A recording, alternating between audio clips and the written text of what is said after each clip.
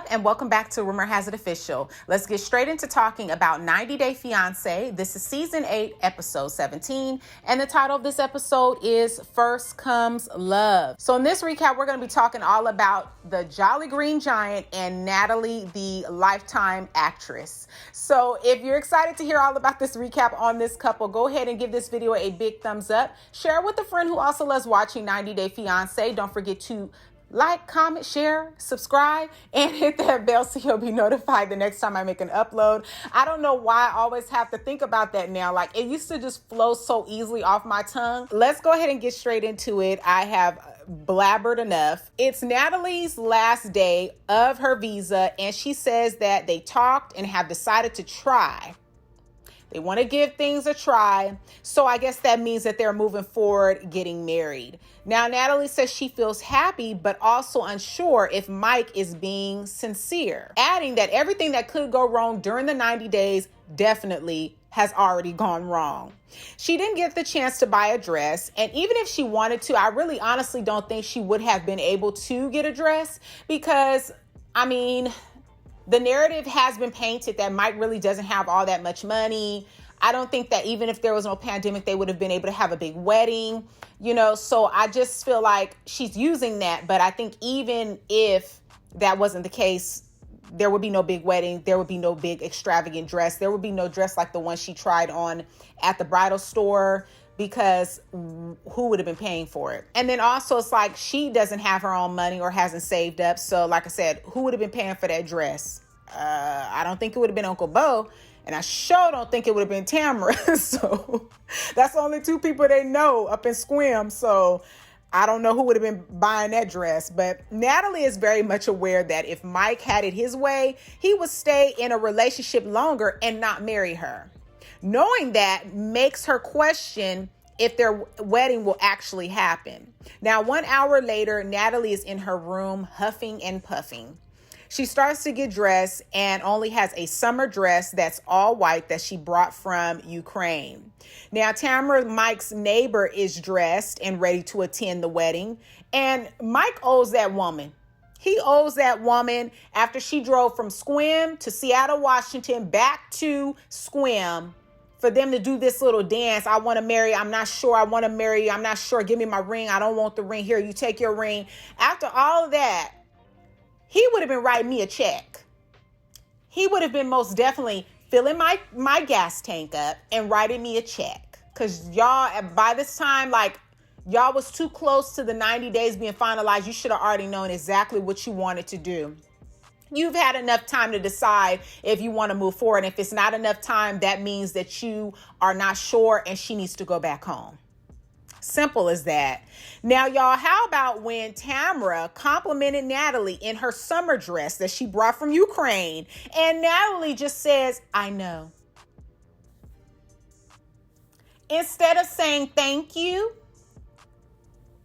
So Tamara's like, you look so beautiful. You look beautiful. And she's like, I know. Like, girl, how about thank you? Like, that is so rude. Like, her head is big. Natalie, she just really thinks she's just so at this high level. You know what I'm saying? So high class, so high value. But no, she attracted what she is. So she attracted the right man. Why she liked to try to belittle and down Mike, she attracted him because that is a reflection of someone who she is. I'm just saying. Comment down below your thoughts. Now, she says if Mike changes his mind again, she's done forever. Now, Natalie is not confident because she is unsure what will happen. She says at this point, there's nothing that she can do but see if Mike can be true to his word. She gets dressed, heads out to meet Mike by the pond. And Mike says that he was unsure about love. But love is a strange thing. Sometimes it doesn't make sense. Sometimes it does. He says that he's nervous and scared. And I was chuckling when I saw Uncle Bo and his wife beater tank top, looking like he was about to attend the 4th of July barbecue at the park or something. He had the bandana tied around his head that looked like a patriotic flag. he had the wife beater with the white jeans on, got his camera out filming the wedding. And I'm just saying to myself, like, come on, Uncle Bo, you couldn't have put on a nice dress shirt. You know what I'm saying? Like, it was a hot mess. I really was chuckling, laughing. I thought it was so funny. Now, Natalie really forced this marriage when she should have been packing up and going home. You let a man try me and wait all the way to the last minute to decide. You've already made a decision. If you have to wait that long up until the wedding day to decide that you want to marry somebody, you have already decided. And at that point, I'm out without hesitation. I'm not trying to figure out or begging you. And I feel like she really begged and showed desperation for this wedding to take place. But I feel like her answers were in his uncertainty. Now, Natalie felt like when Mike finally said I do, that she can finally breathe. And maybe that was the problem. All this time you've been holding your breath instead of packing a bag and going back home to your mama. Oh my God. One thing I thought was strange was the fact that his mother was not in attendance. If you notice that, Mike's mother was not in attendance. I don't know where she lives. I don't know how far she lives. I don't know if it had anything to do with the pandemic, but something is telling me it doesn't have anything to do with the pandemic. Mike and his mother are pretty close. And when she was there the last time, she seemed to be very cordial with Natalie. She seemed to be. I don't know. You comment down below your thoughts on what you thought. And I'm just curious as to what happened and why she wouldn't be there for her son's special day. The fact that she wasn't there, that raised a red flag to me. What in the world is going on? Now, in a snippet that we saw for the reunion, it looks like something went down and the mom really wasn't all for it.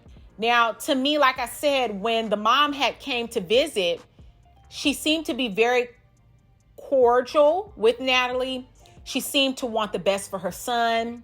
And she seemed to be a mediator to help them to open up and discuss certain topics that they were brushing under the rug and not dealing with. And even Natalie somewhat kind of cried when his mom left, because she's the one that helped us really have these conversations and helped Mike to open up so that we could have this dialogue and these conversations. So I assumed that things were well. Besides, in the beginning, Natalie was very awkward and seemed very closed off, like she couldn't get in. I feel like it's just easy to let me backtrack. It might be easy for some. I think for me, it's easy for me to mix and mingle and talk with all different types of people. No one is the same, right? Different personalities. I know how to fit in and mix and mingle. Some people just don't have that. But I'm trying to understand what that was that I saw with Natalie when his mom came, when Mike and his mom were clearly having like moments where they were laughing and, showing some humor to kind of break the ice. And Natalie was just like stoic, if that's the word to use. She was just very like closed off. So I don't know. Like I said, it could be some things that are really going on behind the scenes, because like I said, in that little snippet that they showed us for the reunion, it almost sounded like Natalie was saying that his mother wanted somebody to come there and stop the wedding.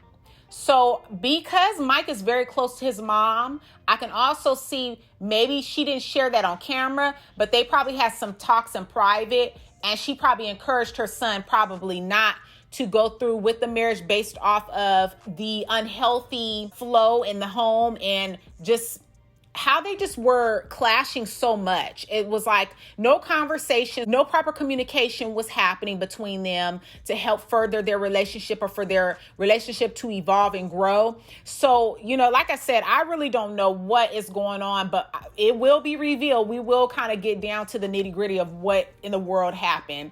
Now, it did come to the surface by Uncle Bo. He opened his mouth, saying that Mike and Natalie are no longer together, confirming that they are no longer together. Now, I did notice a lot of the other couples really quick.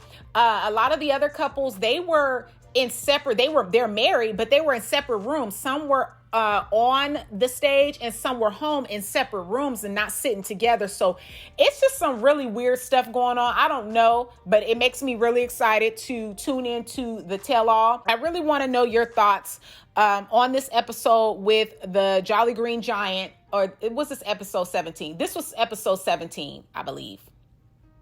Was it? It's 17 or 18. I just feel like I'm so all over the place, but forgive me, okay? I'm trying. So give this video a big thumbs up. Share your thoughts in that comment section down below. Share the video, subscribe, and hit that bell so you'll be notified on the next time I make an upload. And I will see you all in the next video. Peace.